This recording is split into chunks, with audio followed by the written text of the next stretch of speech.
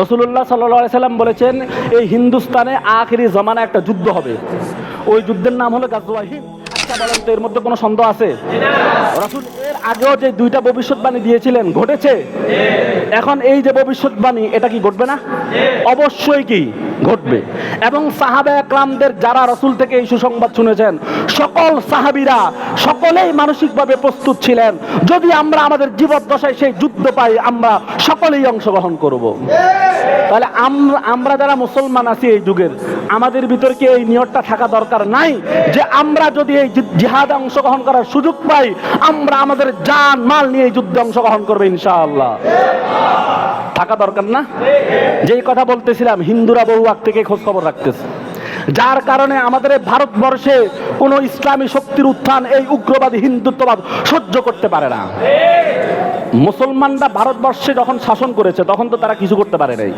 যখন ইংরেজরা আসছে, ইংরেজরা আসার পর থেকে নিয়ে এই হিন্দুত্ববাদী উগ্র হিন্দুত্ববাদী যেই গ্রুপটা এরা তলে তলে এমন একটা প্রস্তুতি নিতেছে যাতে কোনোভাবেই গাজওয়াতুল হিন্দে মুসলমানরা বিজয়ী হতে না পারে। তবে সুসংবাদ, রাসূল আরেক হাদিসের মধ্যে বলেছেন, ইনশাআল্লাহ আগামী সপ্তাহে বিস্তারিত হাদিসগুলো আলোচনা করব, সুসংবাদ রাসূল দিয়েছেন ও মুসলমানরা বিজয় হবে ইনশাআল্লাহ। এই উগ্র হিন্দুত্ববাদী শক্তিগুলো গাজওয়া হিন্দের ব্যাপারে বহু আগ থেকে গবেষণা করতেছে। আপনারা ইউটিউবের মধ্যে অনেক হিন্দুদের বক্তব্য দেখবেন যে এরা গাজওয়া হিন্দের প্রস্তুতি বহু আগ থেকেই নিতেছে, কিন্তু আমরা মুসলমানরা এই ব্যাপারে একেবারে বেখবর। এই যে এখনো তো দেখলাম অনেকে আমরা জানিও না।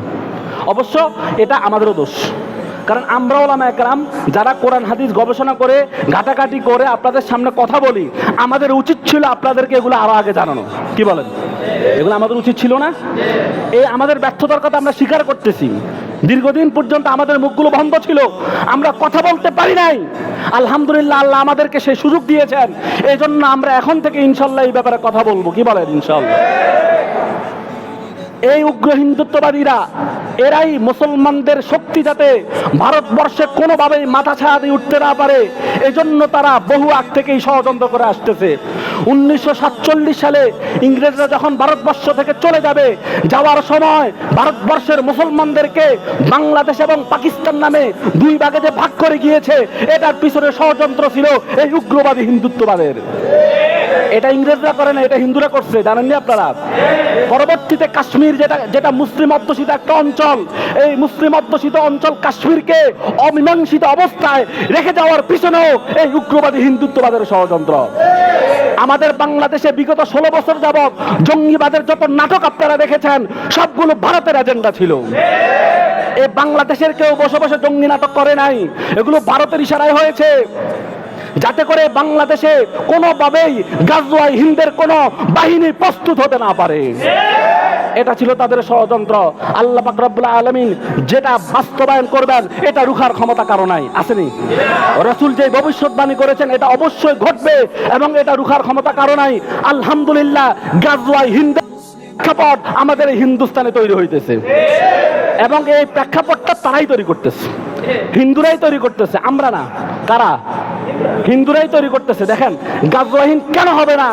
এই হিন্দুরা যেই ভারত দীর্ঘ প্রায় 80 বছর যাবত কাশ্মীরের মধ্যে লক্ষ লক্ষ মুসলমানকে শহীদ করেছে, কাশ্মীরের মধ্যে হাজার হাজার নারী এবং মা বোনদেরকে ধর্ষণ করেছে, যেই ভারত গুজরাটের মধ্যে গুজরাটের কসাই নরেন্দ্র মোদীর মাধ্যমে কয়েক হাজার মুসলমানকে আগুনে জ্বালিয়ে হত্যা করেছে, যেই ভারত বাংলাদেশের মতো একটা স্বাধীন ভূখণ্ডের সীমানা হাজার হাজার মুসলমানকে শহীদ করেছে, সেই ভারত যখন বাংলাদেশের রাজনৈতিক প্রেক্ষাপটে গুটি কয়েক হিন্দু নির্যাতিত হওয়ার পরে তারা যখন আমাদের ব্যাপারে জাতিসংঘের নালিশ করে, তারপরে আমেরিকার প্রেসিডেন্টের বাসভবনের নালিশ করে, তখন আর বুঝার উপায় নাই গাজওয়া হিন্দ আমাদের দরজায় কড়া নাড়তেছে। অচিরেই গাজওয়া হিন্দ ঘটবে। এটার জন্য আমরা মুসলমানরা যতটা না প্রস্তুতি নিচ্ছি তারা তার চেয়ে বেশি কি করতেছে? প্রস্তুতি নিতেছে। এখন আমাদের প্রস্তুত হতে হবে। কি বলেন? ইনশাআল্লাহ। আপনারা কি চান না যে রাসূলের সেই সুসংবাদের আমরা ধারক বাহক হই? আলহামদুলিল্লাহ গতকালকে ভারতের এক চ্যানেল আমাদের বাংলাদেশের তাওহীদের মুয়াজ্জিন মাওলানা জসিমউদ্দিন রহমানী হাফিজাউল্লাহকে ছোট লাদেন বলে আখ্যায়িত করেছে। দেখেছেন না আপনারা? তার মানে আস্তে আস্তে কিন্তু লাড়া পড়তেছে ভিতরে। জসিমউদ্দিন রহমানের বাহিরে আসার অর্থ কি? তাওহীদবাদী যুবকরা আবার জেগে উঠবে ইনশাআল্লাহ। হারুন ইজহার বাংলাদেশে থাকার অর্থ কি? তাওহীদবাদী যুবকরা আবার জেগে উঠবে।